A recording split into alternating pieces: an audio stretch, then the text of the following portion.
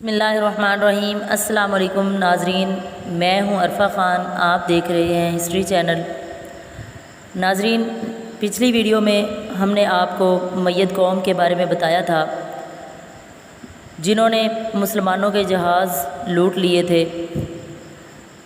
تو ناظرین، اس لیے کہ سندھ پر محمد بن قاسم کے حملہ آور ہونے سے پہلے مکران کا علاقہ مسلمانوں کے قبضہ میں تھا، اور مکران کے مسلمان حاکم ابن عمر کے بارے کہ اس نے پہلے تو شمالی پہاڑی علاقے پر حملہ کر کے فتح حاصل کی، اس کے بعد مکران میں میدوں سے جنگ کرتے ہوئے شہید ہو گیا۔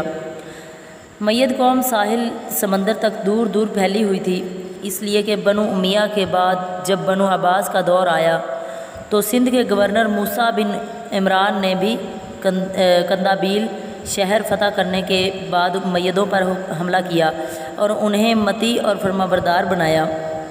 بہرحال جب دیبل کی مید قوم کے قزاقوں نے جہازوں پر حملہ کیا تو سرندیپ یعنی لنکا کے راجا کے آدمیوں اور مسلمان عورتوں اور مردوں نے ان قزاقوں کی بہتری منت و سماجت کی کہ ہم یہ مال مسلمانوں کے خلیفہ وقت کے لیے لے کر جا رہے ہیں، لہٰذا وہ ان پر حملہ آور نہ ہوں اور انہیں جانے دیں۔ مگر ان بحری قزاقوں نے مطلقاً کوئی پرواہ نہ کی اور سب کو قید کر کے کہا، اگر تمہارا کوئی دادرس کوئی امداد کرنے والا ہو تو اس کے توسط اور ذریعہ سے خود ہی خرید لو۔ تو ناظرین، کہتے ہیں اس موقع پر ایک مسلمان عورت نے چیختے ہوئے چلاتے ہوئے اپنے خداوند قدوس کے بعد بلند آواز میں کہا، یا حجاج اغننی، اے حجاج میری مدد کر۔ کہتے ہیں پکارنے والی یہ مسلمان عورت عربوں کے قبیلے بنو عریض سے تعلق رکھتی تھی۔ ساتھ ہی کچھ مورخین کا یہ بھی خیال ہے کہ عورت کا تعلق بنو بربورہ سے تھا۔ بہرحال کچھ مسافر جن کا تعلق ان جہازوں سے تھا اور جو کسی نہ کسی طرح اپنا آپ بچا کر بھاگ نکلنے میں کامیاب ہو گئے، وہ عراق پہنچے۔ اس وقت خلیفہ ولید بن عبد الملک کی طرف سے عراق کا والی حجاج بن یوسف تھا۔ بچ کر نکلنے والے ان لوگوں نے عراق پہنچ کر جہازوں کو لوٹنے اور مسافروں کو قید کرنے کی اطلاع انتہائی دردناک انداز میں حجاج کو پہنچائی، اور یہ بھی کہا کہ اس وقت جب کہ ڈاکو مسلمانوں کو گرفتار کر رہے تھے اور عورتوں پر ظلم توڑے جا رہے تھے، ایک عورت نے بے اختیار یا حجاج اغننی، اے حجاج میری مدد کو پہنچو پکارا تھا۔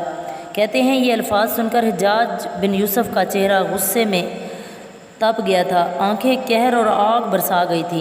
دھاڑتی ہوئی آواز میں اس نے تقریباً چلاتے ہوئے کہا، لبیک یعنی میں حاضر ہوں۔ یہ بھی کہا جاتا ہے کہ یہ واقعات سن کر حجاج بن یوسف بے حد متاثر ہوا اور آبدیدہ سا ہو کر رہ گیا تھا۔ اس حادثے کی اطلاع ملتے ہی حجاج بن یوسف فوراً حرکت میں آیا اور اس نے فلفور سندھ کے حکمران راجہ داہر کو ایک خط لکھا۔ یہ خط اس نے مکران میں اپنے حاکم بن ہارون کو بھیجا اور محمد بن ہارون کے نام بھی ایک خط لکھا اور اسے تاکید کی کہ یہ راجہ داہر کے نام جو خط ہے وہ راجہ داہر تک پہنچایا جائے۔ حجاج بن یوسف نے مکران کے اپنے والی محمد بن ہارون کو یہ بھی تاکید کی کہ جب وہ خط جو میں نے داہر کے نام لکھا ہے تمہارے پاس پہنچے تو اپنے کسی معتبر افسر کو اس قاصد کے نام روانہ کرنا جس کے ہاتھ میں خط بھیج رہا ہوں، اور انہیں راجہ داہر کی طرف روانہ نہ کرنا۔ جس کے ہاتھ میں خط بھیج رہا ہوں انہیں راجہ داہر کے طرف روانہ کر دینا، اور راجہ داہر سے کہا جائے کہ وہ ان تحائف کو جو خلیفہ کے لیے لنکا کے راجہ نے بھیجے تھے اور ان بیواؤں، یتیموں، حاجیوں، مردوں اور عورتوں کو آزاد کر کے جنہیں دیبل کی بندرگاہ پر قید کر لیا گیا ہے۔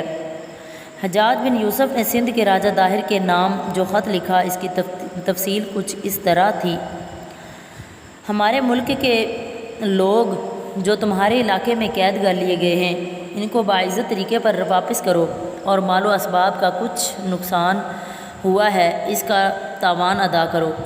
یہ خط جو حجاج نے راجہ داہر کے نام لکھا تھا، اس پر حجاج بن یوسف نے اپنے دستخط ثبت کر کے یہ خط جس قدر معقول اور شریفانہ انداز میں لکھا گیا تھا، اس کا جواب بھی اس قدر معقول ہونا چاہیے تھا، لیکن راجہ طاہر نے اس خط کا جواب نہایت بے پرواہی اور فریب سے دیا۔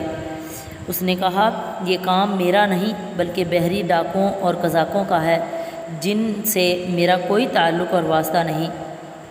تو ناظرین، یہ تھی ہماری آج کی ویڈیو۔ اگر آپ کو ہماری یہ ویڈیو اچھی لگی ہے تو ہمارے چینل کو سبسکرائب کریں اور بیل آئیکن کو پریس کریں۔ ملتے ہیں نیکسٹ ویڈیو کے ساتھ، تب تک کے لیے اللہ حافظ۔